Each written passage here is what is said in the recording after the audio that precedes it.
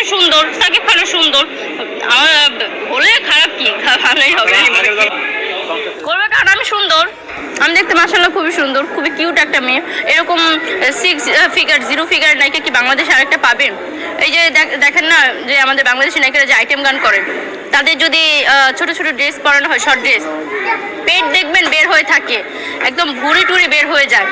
তা আমার ক্ষেত্রে এরকম কিছু না, আর দেবেন একদম 0 ফিগার নায়িকা হওয়ার জন্য আমি পারফেক্ট।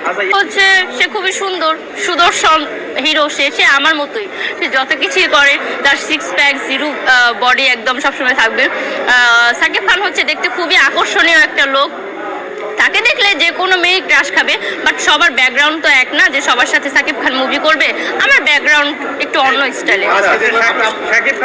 শোনেন, এগুলা কারা বলে যাদেরকে সুযোগ দেওয়া হয় না।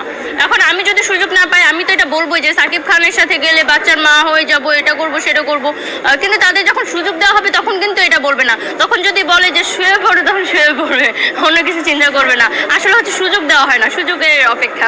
এটাই, ওরা হচ্ছে ওদেরকে সুযোগ দেয় না, সাকিব খানের ধারের কাছে যেতে পারে না, সেটা বলতে পারে না, ওরা হচ্ছে উল্টাপাল্টা কথা বলে সাকিব খান। 3 নাম্বার বউ হতে চাই। কিছুদিন আগে কিন্তু একজন এই কথা ভাইরাল হয়ে গেছিল, আপনি কি ভাইরাল হতে চাইছেন নাকি? আমি কখনোই ভাইরাল হতে চাই না, কারণ সাকিব খান এমন একটা পার্সন, কোনো একটা রাস্তার মেয়ে এসেও যদি তার নাম উল্লেখ করে সেই ভাইরাল।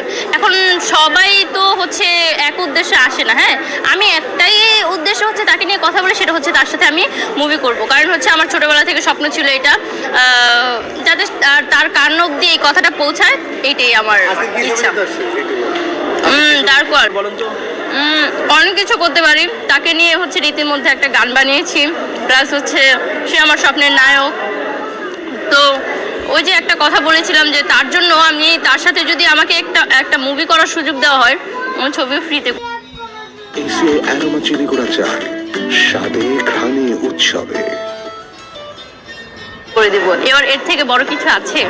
আপনি সাকিব খানের জন্য গান আমি সব পারি, বলেন, বুঝতে বলেন, শুনতে চাই। আমি হচ্ছে কি যে আর 4-5টা মেয়ের মতো না, আমি একদম ভিন্ন রকম।